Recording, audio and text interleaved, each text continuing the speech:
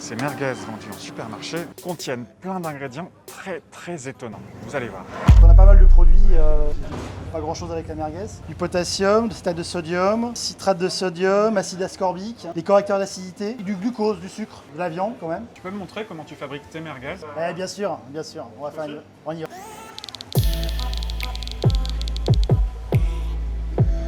Donc la merguez c'est de l'agneau et c'est du bœuf. Mais le truc c'est que, comment te dire ça? J'ai vu des bouchers qui mettent des trucs vraiment pas beaux, c'est pas de la merde, mais le truc c'est dégueulasse. Alors, du sel avec du poivre blanc, du poivre noir. On va le hacher. Allez, c'est parti. Le fenouil, la coriandre, le cumin. Tac. Avec le paprika et le piment d'Espelette. Et notre mélange d'épices. Est-ce qu'il y a des épices qu'on doit forcément trouver dans une merguez? Il faut un piquant, un piment d'Espelette ou autre chose et un paprika. Est-ce qu'on peut en déduire que chez certains industriels, les épices peuvent cacher la mauvaise qualité de la viande? Oui, l'épice étant forte et colorée, le fait de hacher va masquer la couleur de la viande qui peut être un petit peu séchée par exemple. Il peut masquer aussi le goût. Et là, c'est le boyau d'agneau.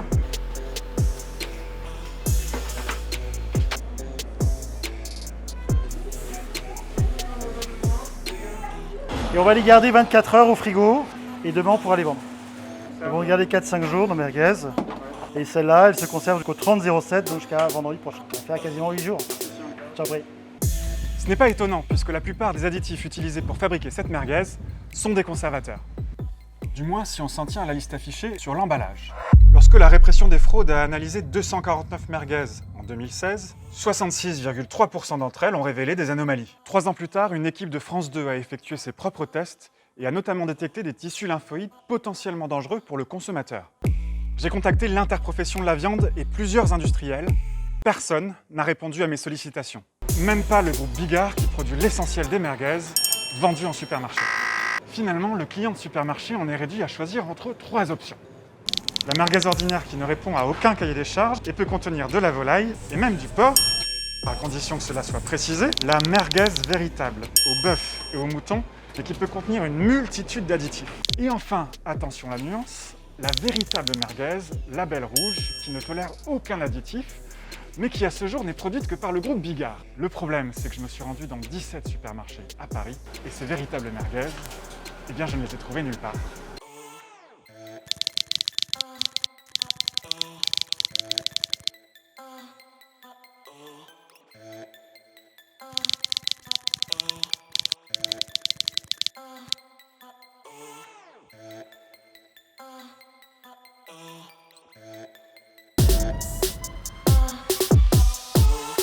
Salut Antonin. Salut. J'ai acheté 3 merguez au supermarché. Ouais, Est-ce que tu pourrais les goûter et me dire laquelle est la meilleure? on va voir avec grand plaisir.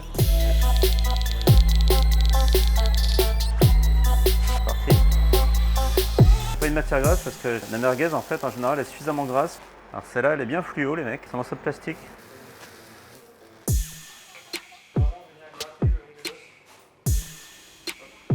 C'est dingue quoi, ça n'a pas bougé la cuisson, il n'y a pas de jus, il n'y a pas d'odeur.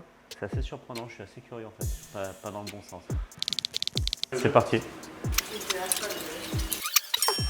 Vous n'avez pas mis de saucisse dedans? Ah si, salaud. Je vais pas être méchant, mais celle-là elle est super fadasse en fait. Celle-là je pense, pour l'instant elle est beaucoup plus intéressante. Il y a un peu de mâche, une jolie mâche, il y a de la jutosité, donc on va voir. Ah la vache, c'est dur. Je pense que la précédente, je me suis fait bananer. Je pense que la précédente, c'est la moche.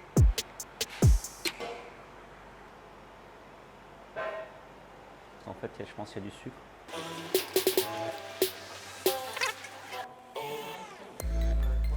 Ah,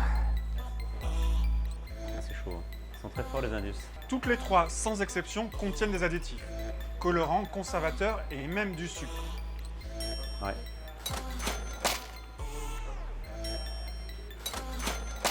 Hein? Lisez les étiquettes, lisez les étiquettes, lisez les étiquettes. Moi je préfère à la limite une merguez où il y a que du bœuf propre, de l'agneau propre ou du mouton et quelques épices et du sel, un truc très simple qui goûte, plutôt qu'un truc qui soit pimpé avec des produits et qui goûte comme ça, mais dedans c'est une atrocité, quoi. Super intéressant. Merci Ouais. Antonin. Merci beaucoup. Le problème, c'est qu'en supermarché, je n'ai trouvé aucune merguez exempte d'additifs et que la transparence sur ces produits est quasi inexistante. Bilan des courses, s'il y a bien un produit pour lequel privilégier l'achat chez un boucher de confiance, c'est bien la merguez.